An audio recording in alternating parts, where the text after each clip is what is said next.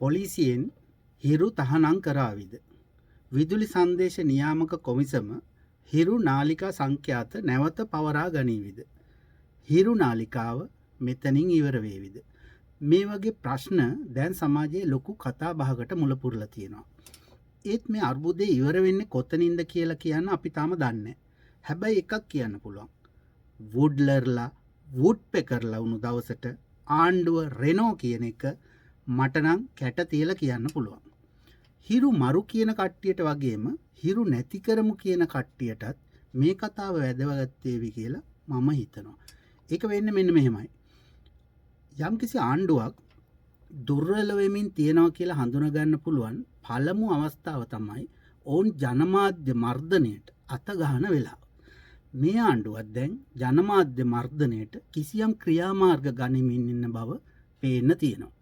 හිරු නාලිකාව සම්බන්ධයෙන් අවශ්‍ය පියවර ගන්න කියලා පොලිසිය විදුලි සංදේශ නියාමන කොමිසමට යවපු ලියුම ඒකට හොඳම සාක්ෂියක්. තහවුරු නොකළ සහ නොමග යවන සුළු පුවත් අඛණ්ඩව ප්‍රචාරය කිරීම සම්බන්ධයෙන් හිරු මාධ්‍ය ජාලයට එරෙහිව අවශ්‍ය පියවර ගන්න කියලා තමයි මේ වෙනකොටත් ශ්‍රී ලංකා පොලිසිය විදුලි සංදේශ නියාමක කොමිසමෙන් ලිඛිතව ඉල්ලීමක් කරලා තියෙනවා.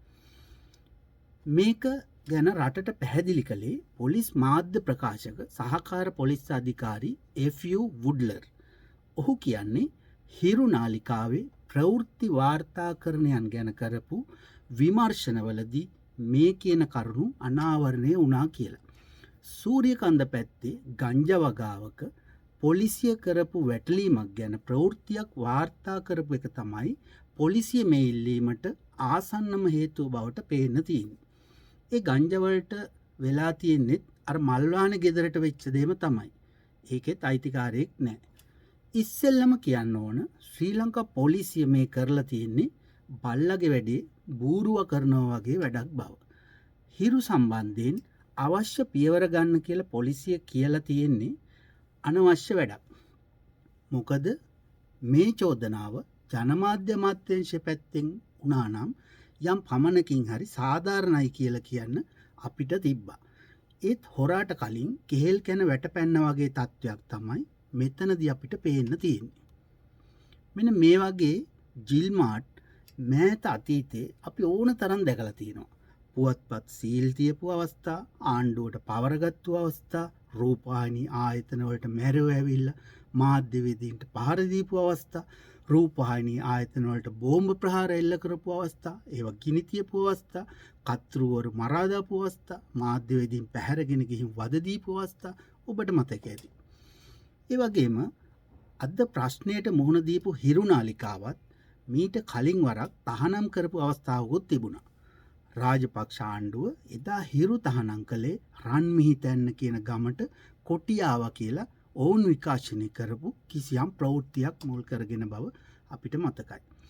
තමන්ගේ හොරණෑ වගේ තියෙන ආණ්ඩුවේ රූපවාහිනී, ආණ්ඩුවේ පත්තර පාවිච්චි කරලා තමන්ට විරුද්ධ දේශපාලන ධාරාවලටත් ඒවයි දේශපාලඥයන්ටත් විරුද්ධව මඩ අවලාද නැගීම ගැන ආණ්ඩුව ඇයට වගේ වගක් නැති වුණාට තමන්ට අවාසි සහගත ප්‍රවෘත්ති පළ කරන විකාශනය කරන නාලිකාවලට එරෙහිව හැම ආණ්ඩුවක්ම අවි අමෝරගෙන ආපු බව අපි දන්නවා.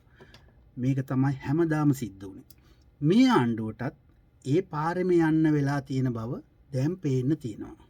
සිස්ටම් චේන්ජ් වෙච්ච බවක් අපිට තාම පේන්නේ නැති අන්න ඒ නිසා. ලේක් හවුස් ආයතනය මේ තාක් ලැබපු ලාභයට වැඩිය හෝ සමාන මුදලක් හරි තමන්ගේ මඩ ප්‍රවෘත්ති නිසා අපහාස නඩු දාගෙන ඒ වයින් පෙරදුනාට පස්සේ විවිධ අයට වන්දි විදියට ගෙවලා තියෙන බව අපි දන්නවා. මම ඔබට උදාහරණයට අරගෙන මේ කරන්න යන දේ සාර්ථක වේවිද අසාර්ථක වේවිද කියලා හිතන්න කියලා මරිමෝඩ වැඩ කරන්න කලින් වත්මන් ආණ්ඩුවෙන් මම ඉල්ලන්න කැමතියි. ඔබේ පක්ෂය ඉතිහාසය පුරාම මර්ධනය කරන්න කොතරම් උත්සාහ කළත් ඔබ අලුමතින් නැගී සිටියා වගේ මර්ධනයට ලක් වෙන ඕනෑම කෙනෙකුට මේ සිද්ධාන්තය පොදු බව මතක තියාගන්න කියලා ආණ්ඩුව ඇයට මම මතක් කරන්න කැමතියි. ලේක් හවුස් පත්තර ආණ්ඩුවට පවර ගන්න පත්තර පනතක් ගෙනාවු සිරිමාව් බණ්ඩාරනායක මැතිණියගේ ආණ්ඩුවට වුණු දේ ගැන ඉතිහාසය කියවන්න කියලා මම ආණ්ඩුවට යෝජනා කරනවා. සියත නාලිකාව සිරස නාලිකාවට බෝම්බ ගැහුවට පස්සේ මොකද වුනේ කියලා අධ්‍යයනය කරන්න කියලා මම ආණ්ඩුවට යෝජනා කරනවා. වැඩි අවශ්‍ය නැහැ. ඔබ පහුගිය දවස්වල කිසියම් ප්‍රවෘත්තියක් අල්ලගෙන අරුණ පත්තරයට විරුද්ධව පියවර ගන්න ගිහින් මොකද වුනේ කියලා නැවත හිතා බලන්න කියලා මම ආණ්ඩුවෙන් ඉල්ලීමක් කරනවා.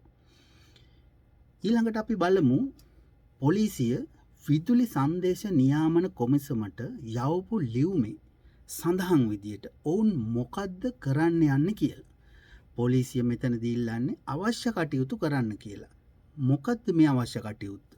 විදුලි සංදේශ නියාමක කොමිසමෙන් කරගන්න අවශ්‍ය වෙලා තියෙන්නේ හිරු නාලිකාට දීපු පොදු සංඛ්‍යාත නතර කරන්න කියලා මිසක් වෙනින් දෙයක් නෙවෙයි පොලිසියට මේ අවශ්‍ය වෙලා තියෙන්නේ. දැන් අපි හිතමුකෝ පොලිසියට හරි ආණ්ඩුවට හරි අවශ්‍ය කටයුතු කොහොම හරි කරගත්ත කියලා. මේ කියන්නේ මේ සංඛ්‍යාතය තහනම් කළොත් මේ අය හිතන විදියට හිරු නවතීවිද? ඇත්තෙම නැහැ. මේ නවීන ලෝකේ ගුවන් විදුලි හෝ රූපවාහිනී සංඛ්‍යාතයක් කියන්නේ ඊතරම්ම වැදගැම්මකට ඇති දෙයක් නෙවෙයි. මේවාද තිබුණත් එකයි නැතත් එකයි නැවත පවරගත්තත් එකයි වගේ තමයි තියෙන්නේ. දැනටත් හිරු නාලිකාව විතරක් නෙවෙයි හැම නාලිකාවක්ම වගේ වැඩි ජනතාවක් බලන්නේ තමන්ගේ අතේ තියෙන ස්මාර්ට් ජංගම දුරකථනය. එහෙමත් නැත්නම් POTV හරි ඩයලොග් TV හරි සම්බන්ධතාවයකින් තමයි. ඇන්ටනාවක් අටවගෙන රූපවාහිනී බලන පිරිස කොයිතරම් සුළු ප්‍රමාණයක්ද කියලා රූපවාහිනී නාලිකා ගැන රේටින්ස් හදන ආයතනයක වාර්තාවක් ඉල්ලගෙන බැලුවොත් ආණ්ඩුවට ගොඩක් හොඳින් තේරුම් ගන්න පුළුවන් වේවි කියලා මම හිතනවා. මීට කාලයකට කලින් වාර්ණයකින් තොර ප්‍රවෘත්ති බලන්න බොහෝ දෙනෙක් භාවිතා කළේ ලංකා e-news කියන වෙබ් අඩවිය. යුද්ධය තිබුණු කාලේ රාජපක්ෂ ආණ්ඩුව බොරු ප්‍රවෘත්ති පළ කරාය කියලා චෝදනාවක් නගලා ඒ වෙබ් අඩවිය තහනම් කළා. ගුවන් විදුලි නියාමන කොමිසම හරහා මේ වෙබ් අඩවියට ශ්‍රී ලංකාවේදී ප්‍රවේශ වීමත් ඇති හැකියාවත් ඔවුන් වැළැක්වුවා. ඒත් එහෙම කළා කියලා කිසි ගැටලුවක් මේ වෙබ් අඩවි පරිශීලකයන්ට එදා ඇති වුණේ නැහැ. මොකද VPN වගේ මෘදුකාංග හරහා ගිහින් මේ තහනම් කරපු ලංකා e-news බලන්න එදා හැමෝම උනන්දු වුණා. සාමාන්‍යයෙන් මේ වෙබ් එකට නොයන අයත් මේ වෙබ් අඩවිය බලන්න මෙන්න මේ සිදුවීමෙන් පස්සේ උනන්දුවක් ඇති කරා. දැනටත් හිරු නිවුස් YouTube නාලිකාවට සබ්ස්ක්‍රයිබර්ස්ලා මිලියන 3.59ක් ඉන්නවා. හිරු TV ලයිව් ස්ට්‍රීම් එකේ සබ්ස්ක්‍රයිබර්ස්ලා 1,70,000ක් ඉන්නවා. ඔවුන්ගේ තවත් YouTube නාලිකා දෙකක පිළිවෙලින් සබ්ස්ක්‍රයිබර්ස්ලා 7,40,000කුත් තවත් එකක සබ්ස්ක්‍රයිබර්ස්ලා 4,34,000කුත් ඉන්නවා. ආණ්ඩුව මේ සංඛ්‍යාන නතර කරන පළමු තප්පරේ ඉඳන් හිරු නාලිකාව YouTube නාලිකාවක් විදියට සාමාන්‍ය විදියට විකාශනයන් කරගෙන ආවේ. නාලිකා සංඛ්‍යාතය නැවැත්තුවොත් මේ YouTube නාලිකාවලට අඩු තරමින් තවත් ලක්ෂ 10ක් 15ක් ග්‍රාහකයන් ප්‍රමාණයක් අලුතෙන් එකතු වේවි. එහෙම වුණොත් හිරු අයිති ABC බ්‍රෝඩ්කාස්ටිං සමාගමේ ඩොලර් ආදායම තවත් කීප ගුණයකින් වැඩි වේවි. මේක තමයි අන්තර්ජාල විකාශනයන් සහිත සමාජ ජාල මාධ්‍ය ප්‍රබල අද ලෝකයේ යථාර්ථය. ආණ්ඩුව මේ තත්ත්වය ගැන අවබෝධයක් නැති නිසායි මේ වගේ සාම්ප්‍රදායික වාරණයන් පොලිසිය හරහා ගේන්න හදන්නේ. මේක පොලිසිය බලල්ලු ලවා හිරු කොස්සට බාගන්න හදන ආණ්ඩුවේ උත්සාහයක් බව පේන්න තියෙනවා. ඔවුන් මේකට ඍජු අත ගහන්නේ නැත්තේ පහුගිය කාලේ විපක්ෂයෙන් ඉඳන් කියපු ජනමාධ්‍ය මර්ධනයට එරෙහි වෙච්ච සුන්දර කතා එයාලට තාම මත නිසා වෙන්න පුළුවන්.